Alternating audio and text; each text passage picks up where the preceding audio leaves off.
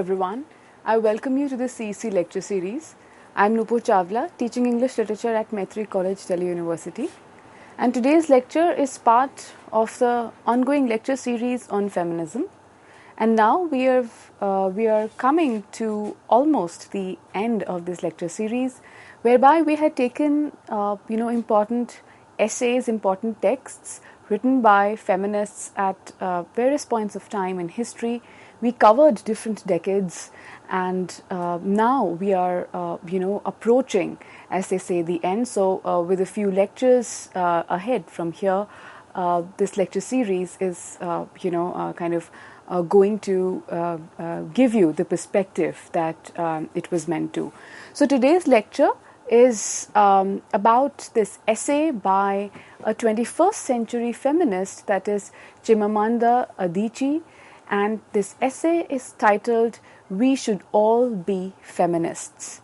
Now, this title actually does bring to mind a lot of ideas that it seems to be the author's call to everyone, that how we need to have a feminist perspective in life and how it is central to a lot of essential questions of social living. Now, this is broadly what Adichie discusses in this essay. But before talking about the essay, let's discuss a bit about the author. So, Chimamanda Ngozi Adichie, that's her full name. She was born in September 1977. She's a Nigerian writer of fiction and non-fiction. So you would see that she has written a lot of, texts. She's written novels. She's written short stories as well. But more, she has a lot of novels to her credit that were written, starting from the early 2000s, and she's still writing. Non-fiction also, she has to her credit a lot of works where particularly she engages with different ideas. But there is something which is different about Adichie's non-fiction, is that a lot of these so-called essays that were published, they were initially, they appeared not in the form of a written text exactly, but they were, lectures that she would deliver at some place or the other. And these lectures then would carry a perspective, and then they would be, published as essays. Now, if we talk about her background, her early education was in Nigeria, and then she moved to the US for her higher studies. So this is very interesting that we are today dealing with an author who is a Nigerian woman and is closely associated with feminism. Now, we also see that how in her works, be it fiction, be it non-fiction, she actually engages with issues of contemporary relevance. And her ideas have resonated not just with the feminist school of thought, but even post-colonial school of thought as well. Right? Now, because in discussion today is one of her essays, so we will just very briefly take a look at what are the other, non-fiction essays, non-fiction writings or texts that she has written. So one of the, again, a very popular one is called Dangers of a Single Story, and this is from 2009. The other is Connecting Cultures, which is from 2012. Now, both these, as the title itself suggests, Dangers of a Single Story and Connecting Cultures, both these texts deal with the idea of post-colonialism, right? And these are seminal post-colonial texts in that sense.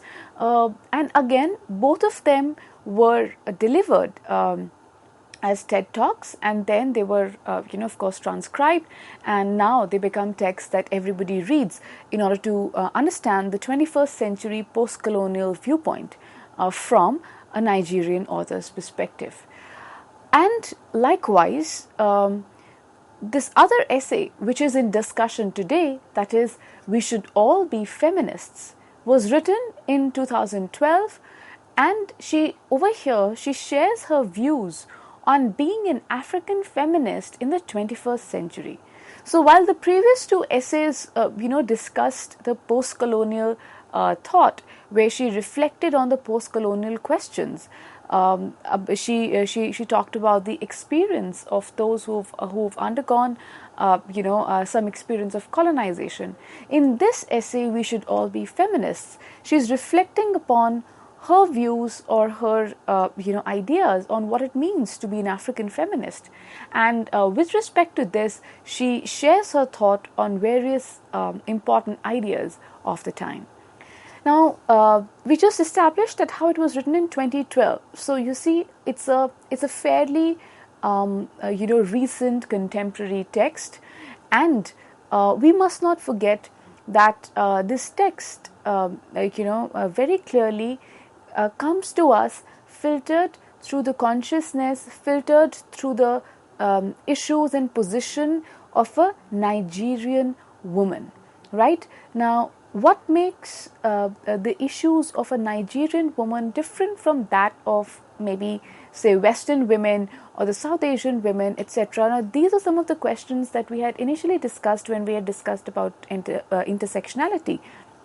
But while reading this essay, while considering the arguments of this essay, we must keep in mind her, this particular background, because that helps us put in perspective still more the points that she makes. So, as we said, that We Should All Be Feminists originally was a TED Talk that she delivered in Houston in 2012. And here she shares her thoughts on feminism, sexuality, and particularly the idea of gender construction. Now, when we talk about gender construction, what does it mean? It means that the way, idea of femininity, the way idea of masculinity is constructed in society. So we all, on the one hand, might at times take these concepts to be natural, to be given. Why? Because we are conditioned to look at, or we are conditioned to approach, womanhood or masculinity in a certain way, because we have been so accustomed to certain kinds of ideas, practices, and attitudes, right? And this is something that Adichie also engages with in this essay. That is the idea of the constructedness of gender. So, in her arguments, you will see that she brings our attention to this fact that how we need to be aware of the fact that how, what it means to be a man, what it means to be a woman in a given society is actually, very much dependent upon the kind of values, ideas, practices, attitudes that have been popularized. So this constructedness is something that we need to keep in mind for us to be able to have a critical view of how, women and for that matter men are also treated in society at a given point of time. Now, the other thing that we also notice in the essay is that here she combines reflections that are based on her personal experiences and theoretical observations. So a lot of what she discusses in the essay, you will see direct references to her experiences of being a woman, living in Lagos in the early parts of her lives, in the initial stages of her life, and she also discusses, or she gives reference to a lot of her American women friends as well, right? So the points that she makes then are theoretical, yes, but they have a very pronounced sense of reality, in the sense that they come from personal experiences per se, right? So these are some of the things that we notice are other distinctive features of this particular essay. Now, the other thing, the third thing that we also notice is that Adichie has somewhat a change-oriented stance in this essay. Now, of course, the moment we talk about feminism, we say that it rallies for the for the question of equality, freedom, etc. Right? Equality for all, and of course also factoring in women's experience. But the moment we talk about a feminist stance, we automatically also somewhat factor in that there is going to be some thrust towards bringing about the change in the existing scenario, right? So we see that she has somewhat a change oriented stance, and this is evident in her writing. She views gender construction as a matter of injustice in the present day. So present day again would be when she is writing, which is 2012. And she views anger as capable of bringing about a positive change. Now what she says is that the way gender is constructed, right? The way ideas of masculinity and femininity are constructed in society, they smack of some kind of a injustice. And injustice not to women alone, but injustice to men as well. And that is where, she also seems to very obviously, very clearly expand the scope of feminism, where it does not just talk about women's issues, but it also factors in the limiting, aspect of even the fixed definitions of masculinity. So this entire idea of gender construction then comes under scrutiny by Adichie in this essay, and we also say that through her discussions we notice a very prominent change-oriented stance. Now, how does this change-oriented stance manifest itself? What change is she thinking of bringing about? How is she thinking of bringing about this change? These are some of the things we will still reflect on as we go forward and look at the arguments that she makes in this essay. The other thing that we must also say about this essay, and which very beautifully shines forth, is that Adichie displays faith in the human ability to reinvent themselves, right? Time and again, she refers to this fact that how human beings are capable of evolving, they are capable of perfecting themselves, they have the ability to become better, to realize their own true potential, rising above anything which limits their scope of action. So this faith in human capacity is also something which is very, very central to Adichie's argument. And we also need to see that when a writer has this kind of a displays this kind of faith in the human ability to reinvent themselves, we also notice another aspect, that is the humanist emphasis in their stance. So she is not just a feminist. Not only do her ideas also reflect on the condition of on the post-colonial condition, but we also see that she has an eye on humanity in general, where she does not restrict herself to experience of women alone, or to the experience of those who've had a colonial encounter, but instead she seems to have at the back of her mind this confidence in the fact that how as humans together we have the ability to uplift ourselves, and that is something that she wishes to constantly remind through her writings. Now, if we come to the essay and the arguments that she makes, the first important point that one notes in the essay is that she seems to be confronting the stereotypes against feminists. All right? And how does she confront the stereotypes? There is this statement which is there in her essay, and let's look at it. She says, "I decided to call myself a happy Nigerian feminist," unquote. Now, you see the words happy Nigerian feminist, the first letter, she's capitalized it. Now, what is the context of this statement? This comes right at the outset of the essay itself, where she says that there was somebody who told her that why do you, I mean, someone in the Nigerian context told her that why do you call yourself a feminist, or why do you associate yourself with feminism, or why do you acquire this identity? Because feminists are supposed to be these angry, dissatisfied women who are always talking about this wrong or the other, right? And to this, she said that this is a very wrong conception of feminists in the Nigerian society. And therefore, she says, I decided then to call myself a happy Nigerian feminist. Now, happy, of course, because to counter this claim that our feminists are always rueing about this thing or that, they're always complaining, they're always pointing towards what's wrong. So these are women who are dissatisfied.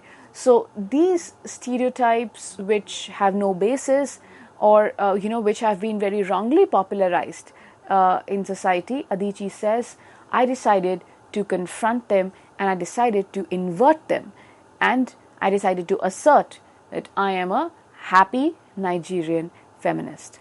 Right? Now, also, not just the word happy catches our attention, but even the word Nigerian. Right? So we see that she also asserts her cultural identity or her ethnic identity as well. Because you see, Nigeria is belongs to that part of the world, which again conventionally is considered to be different from the West, where all progressive ideas, liberal ideas are considered to be the prerogative of the West alone. But she is a Nigerian, and she is a feminist with liberal thoughts, with an open mindset, and with a change-oriented stance. So this assertion of herself as a happy and a Nigerian feminist is where she kind of starts her confrontation with the existing stereotypes against the feminists. Right? Now, we also see, Adichie points towards the fact that how it was, kind of challenging. There was some kind of a difficulty that she faced in being a feminist in Nigeria. Now, you see, this is also a very interesting point that comes across in her essay, that how the question of feminism, the issue of feminism, is also viable, or one can say differently viable, in different social setups. So while in the West today talking feminism would not raise eyebrows, but talking feminism in a Nigerian setup, according to Adichie, still is has or comes with its own share of challenges. Now, what are these challenges? What are these attitudes? These are something that she, these are some points that she reflects upon as she goes further in the essay. Now, she makes a statement, and I'll quote here.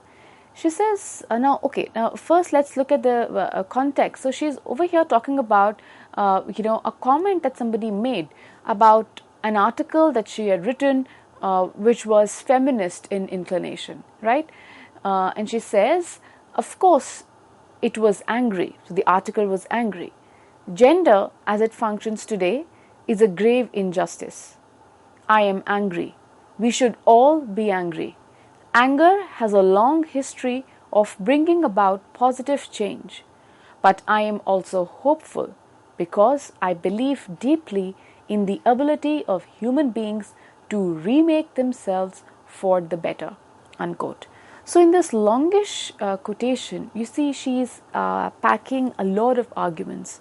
First, of course, she says she's through this anecdote, she's telling us that how when she wrote an article which had some sense of assertion in it, it was tagged as angry and people dismissed it. In fact, they came up to her and they told her that you sound very angry, you need to tone it down. And she says, yes, I accept that the article was angry, right?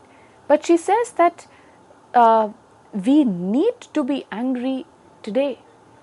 This is the need of the hour, because the way gender functions in society, it is hinged upon this idea of grave injustice, as she calls it. And therefore she goes back to the idea of anger. She says that we should all be angry. Anger has a long history of bringing about positive change. Now you see, she's talking about. She's not talking about anger for the sake of it, but instead she's talking about anger as a constructive emotion. Constructive how? Because it has had. Anger has the potential of bringing about a positive change.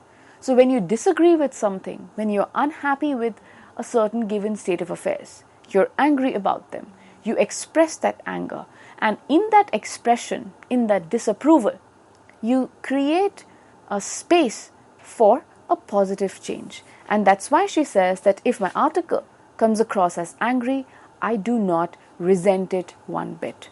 And in fact, she says that I'm also hopeful because I believe deeply in the ability of human beings to remake themselves for the better. So after talking about this change-oriented stance and the importance of or the theoretical importance of anger, she says that this is important, or this emotion is important, because I believe that as humans we have this innate ability to remake ourselves and become better. So again, becoming better is directly connected with her idea of change.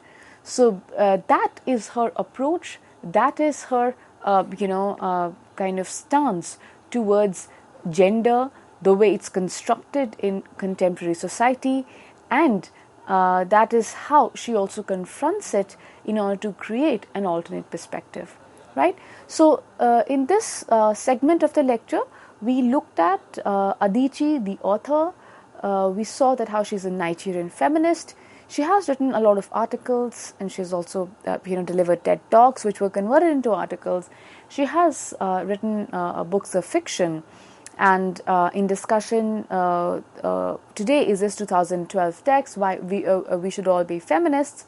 And we see that, and we saw that she makes these two crucial arguments at the outset, where she confronts the feminist she confronts the bias against the feminists in the Nigerian society, and she also discusses by means of personal experience that how she has been confronting challenges day in and day out in order to make space for a gender sensitive argument, or for a gender sensitive discourse in the Nigerian setup. So what are the other points that she makes in this essay? We're going to look at that in the next part of the lecture. Thank you.